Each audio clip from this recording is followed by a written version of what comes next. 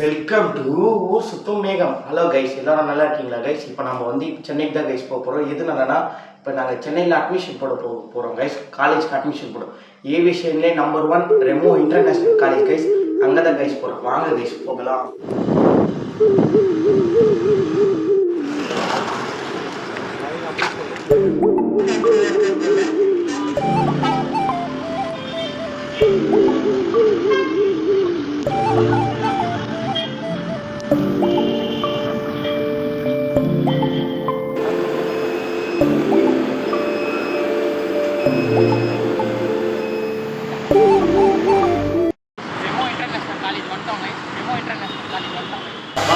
Admission போட்டாச்சு guys. பாருங்க guys, admission போட்டாச்சு.